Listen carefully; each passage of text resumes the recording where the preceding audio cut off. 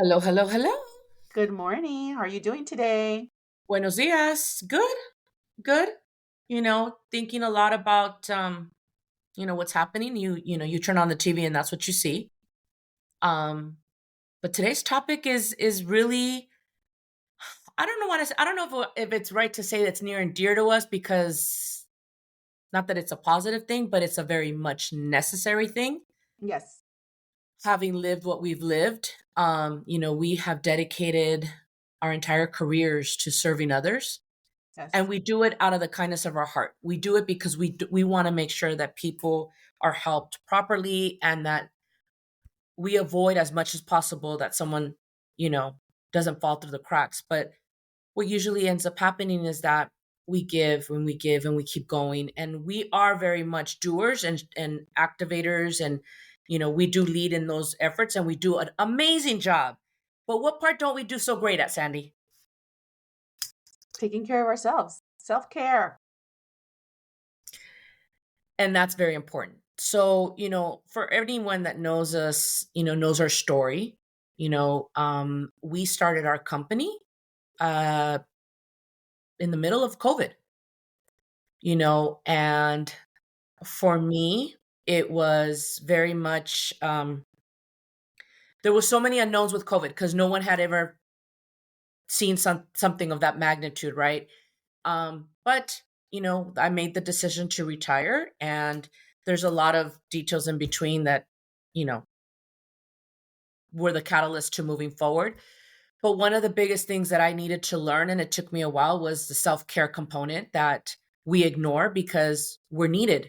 We're needed, whether it be for our careers, we're needed in our families, we're just needed. And because we were very resourceful and our mindset is so focused on helping others that we forgot the part of putting pause. Not that we're going to stop helping, but just putting pause to kind of take a deep breath. So, starting our business was kind of that. We put pause on what we were doing and we took our kids because we saw the need that they needed. But simultaneously, it was the need that we needed. Yes. And It was during yeah, the time when I was really suffering a lot from anxiety, severe anxiety. And, the trip was not so much about, it was about my son, getting his opportunity to go abroad for a nice 3 weeks, but also because I felt that staying home while he was over there, not because I thought something was going to not work out, but my anxiety was not going to allow me to be here for 3 weeks when my son was in Europe. So that's why I had to join for my own sake, but it was a blessing in disguise. Um, it was a huge blessing because I was very much, I mean, you know me. I'm very methodical, like A plus B equals C. And then, I may linger here and there, but at the idea of sending kids 3 weeks abroad during a pandemic, it was kind of like, when you asked about, what would be the possibility of sending Ryan over to Spain, where my family's from, I was like, okay, sure, no problem. But then you said, okay, I'm gonna go. And then you invited Lexi. And Lexi's my daughter. And then your mom was going, I'm like, well, hold on a second. You guys are all going. It's my family out there. How am I not gonna go? But I'm so glad that we did because I didn't know it was the pause that I needed to break away from what we were living. And that was very helpful. And because of that, we saw the need for others to be able to do the same. And that's how Two Peacocks Travel was born because we knew that people needed to break from the masking, the fear, everything, the health, all of the things that came with COVID. And here but we are. also, but also being the decision maker and also being the person that has all the answers and the breadwinner. And I mean, there's a lot of single parents out there. Mhm. Even those who are not single parents and have partners, they're still the ones that make Oh, yeah. decisions and make the wheel turn at home. We're parenting our parents. We are, parenting our kids, even though they're grown. It's a different generation. They're not self starters like we were in our generation. It's So it's a lot of hats that we had to wear. There's a And lot of hats. And that's when we realized self-care is very important. And so to that point, what's happening in Los Angeles County right now, there's a lot of people who are probably choking on overflow of information, shock, loss, confusion, don't know where to start. And I know for a fact they're not thinking about self care. They're not thinking about, let me go get a massage, because right now it's not the time. But those that are able to take away a couple of minutes to meditate, or just even go for a walk with the mask on because the air is not good, just to kind of centralize yourself and just kind of take a deep breath, and that everything shall pass. But you need to be present. I think that's an important message we want to send out to all of our listeners. You gotta put on your own mask first, right? Before you can help others. And it's a crucial reality. It is. It's sad. It's hard. We understand, but you must take 5 minutes. Take 5 minutes to just look out. Take 5 minutes to hold someone's hand. Take five, a hug. Drinking something that's soothing, whether it be a tea, coffee, calling a friend. You know, those are the things that we do need. That I wish that we would have done more, because I know during COVID, Sandy, how many times did you have cafecito? We were go go go go. In my, I would at that point I was no longer in the hospital setting. I was in the other setting, and it was call after call after call, and it's just like you just said, choking on so much information, trying to decipher about which way to run, which way to go, what to share, what not to share. That part was it takes a toll on you. So And someone who's been suffering with anxiety for 5 years. I mean, I actually, of course, today I don't have it like I had it in 2020. Um, but I still suffer from it. But I've now learned how to identify it and how to control it. And I mean, everybody has their own way. For me, it's first thing in the morning when I open my eyes, I know what I feel. And it's usually, I used to describe it like a bear sitting on my chest. It's just this heavy feeling, but I have to talk my way out of it. I have to say, no, Sandy, not today. No, everything's going to be okay.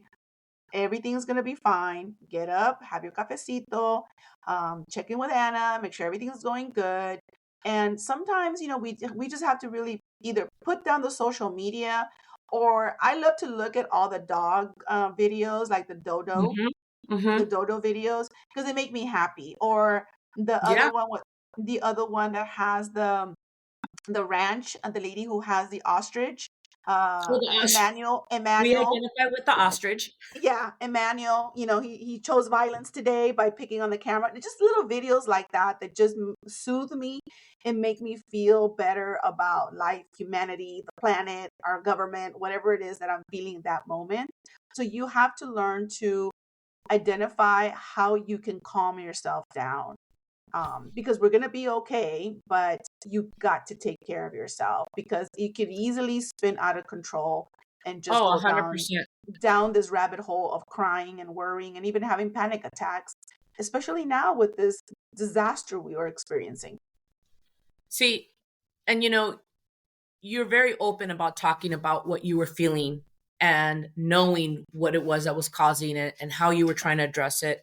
And for me, I don't know that I ever realized that it was anxiety. So when you said put it into words, I feel like a bear is on my chest. I was like, oh my God, that's what it is. For me, it was the lack of sleep.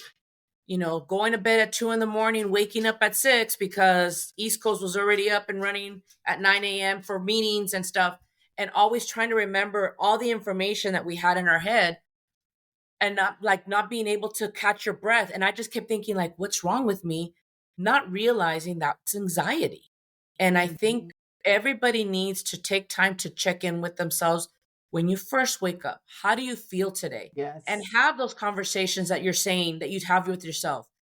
Not today. Or, you know what? This is what we're going to do today. If you're able to disconnect, disconnect. You can turn on a meditation app. I know, Sandy, you Mhm. have it. Yes. Um, the soothing noises. whatever it is that helps you, but do not turn on the news because the news is going to continuously, It's on loop right now, it's on loop. showing It's on loop. earlier fires, earlier things. It's the same thing. So, And it doesn't help, right? Because we're all connected to this what is it called? Hold on. oh, The I was going to say, we're all connected to this thing like it's our life. No, no, no. Of course, the phone. We're connected. That's our, but no, this app that we all have to download. What is it called? Fire one. Watch Duty. So we Oh, are on Watch Duty, which is an app that we all downloaded during when the fire started to kind of give us an update. But that thing goes off literally like every 5 to 10 minutes with an update. There's a live right now with the governor. There's a live right now with the mayor. There's a live right now. Evacuation, no evacuation, 37% contained. So every time you hear that little, you're like, oh my God. Like, it really does what? take you from Where? zero. Exactly. And it doesn't help that we have those false evacuation alerts from the county. We had like 5 of them starting at 4 o'clock in the morning. And it was really that in itself now. Like this little ring thing that we have with the watch duty, that's never going to leave my body. I'm stuck to it. Well, and that's why when we put information out, we're very careful that it's been, vetted to make sure that the information is credible information. They're coming from credible sources, stuff that is actually relevant to that moment. We're going to not continue to be on a loop. But having said that, one of the things that I used to think that was helping me go to sleep is actually one of the worst things to do. And I'm going to tell everybody, don't do it. Falling asleep with the TV on because you think you need noise. Oh no. If you need noise, You need a sleep app, girl. if you need noise, sorry, I'm getting something in my throat. But if you need noise, get one of those meditation apps, one of those sound apps. Do not leave the news on because you don't sleep. You sleep physically, but you don't let your body rest. And I was very guilty of that. So I no longer go to sleep with the TV on. But No, because maybe it's you know how in the old days, and I'm going to say the old days, but back in the days when the TV stations would turn down and then you get the shh, yeah, the white noise. the That poltergeist noise. okay, well, we didn't have to say the poltergeist, but yes, the white noise, right? I'm like, okay, it made sense then because then when the TV station out, everybody go to bed. That's it. And you would have the white noise, right? And people use it for sleeping. But it doesn't make sense anymore because we don't turn off anymore. It No. keeps going and people are talking and things. And so your dreams, your body's still trying to process. It doesn't know like, yes, I'm sleeping, but we're so good at multitasking that our brains are so please don't go to sleep if you get anything No, out of I this agree. today. Like Yeah. I can't watch before I go to bed because I don't turn on the TV in my bedroom, and actually shouldn't even have a TV in my bedroom because my room. I've said that my bedroom is for sleeping. Not, you know, I It's for don't need to have a rest. TV. Yes, for resting. So if I watch a high speed chase Oh, right before I go to bed, girl, do you know I'm fighting crime all night long? I'm chasing you the become car. Yes, well, you become Wonder Woman. You're like, okay, my yes. next shift. If I watch a crime show, oh my God, all night long, I'm trying to figure out who did it. Like it really does affect me. So I gotta watch things that are soothing, and whether it's a love story or a rom com or something that has a happy, conclusion. I wasn't gonna say ending because Anyways, and it's just it makes my like it's a beginning and an end, and so my body feels like okay, let's go, and I can go to sleep. Yeah. So those are my recommendations. Your recommendations from experience. I think that providing our listeners some of our recommendations and how we deal because we've been through a lot from COVID. Um, it was a hard lesson to learn. And I feel like our generation, and maybe the millennials too, have been through some traumatic stuff. I mean, from 9/11, to I mean, COVID. Now, if you're even Angelino, you're dealing with this. I can't remember, and I think it's the more the first major thing that I remember, and it could be because I was already an adult and I started. So I started my county career in '93, December of '93, and in January of '94. What happened, Sandy? It was major Northridge earthquake. Major earthquake, and I remember I was very young, and not trained, had no idea what to expect. But that's when I learned that as a government employee, you are a disaster service worker. Therefore, you are on the front lines. And that incident has stayed so drilled in my head of how much such devastation it impacted. I remember just walking and getting to the place because on the radio, because back then we didn't have social media. So we would listen to the radio, right? And it said, if you're a government worker, you are now mandated to show up. And I had to walk to work because where I was, there was lines down, all of it. And I didn't think about the danger that I was putting myself in there, but I just knew I had to show up. But to see that I got there and all these people in line, and all I did is give me a clipboard and a pen and said, start filling out applications, which is why now, to me, applications, as I'm sure for you, are like, okay, we can fill out like that. It's like a Yes. second nature.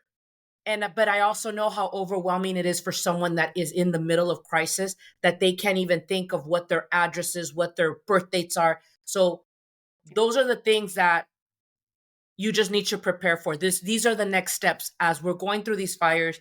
Be prepared to have your documents. If you don't have your documents, we will share where you can get them, stuff like that to make it easier for you.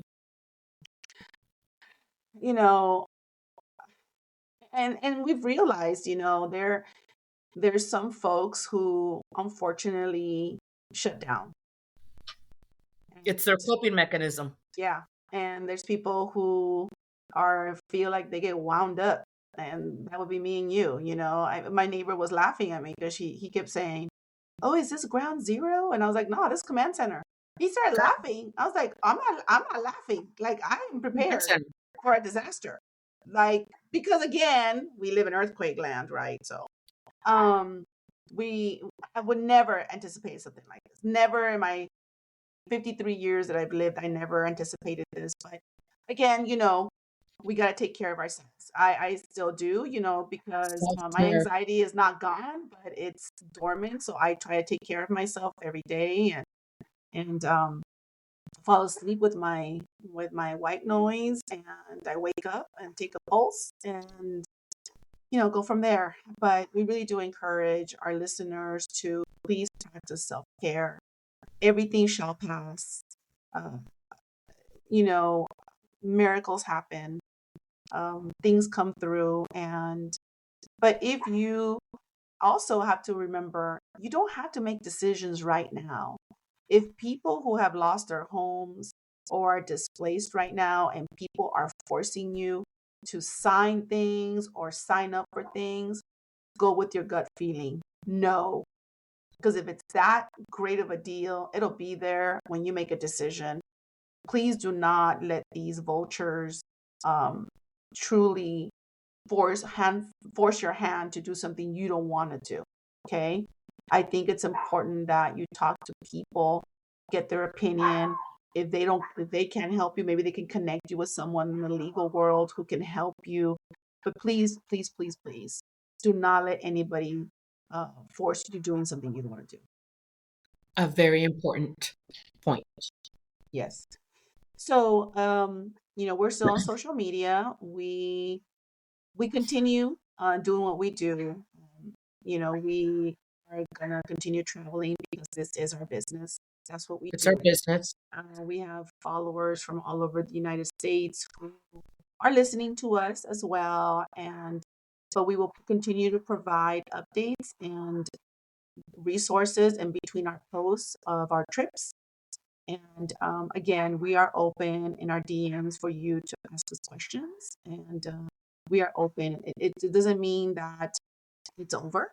Of course not. It's still a catastrophic area. But like we've seen all things, things start to die down, and the fever of helping people starts dying down. Goes down. But it really does, But we want to assure you that no matter what, we are going to be here to assist you and provide you with any updates that we have. 100%. Count on us. So, sending everyone big hugs, and you know, I don't know what else to say because it's tough, but take care of it. It's hard to, we want to share positivity, obviously, but it's tough. It's a tough time. But just like Sandy said, we're sending everyone hugs, sharing all of our information, everything. Just pick our brains. We're here to help you.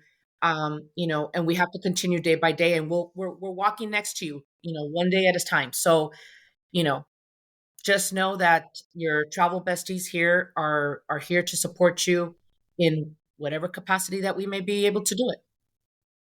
And follow us on Instagram if you're not on Instagram. I mean, I don't know if TikTok's gonna be here starting Oh, on the that 19th, but I sent out a yeah, message saying, well, let's connect because we're gonna be yeah. we're still on Instagram. We're So still on follow us Instagram. at 2_peacocks_travel.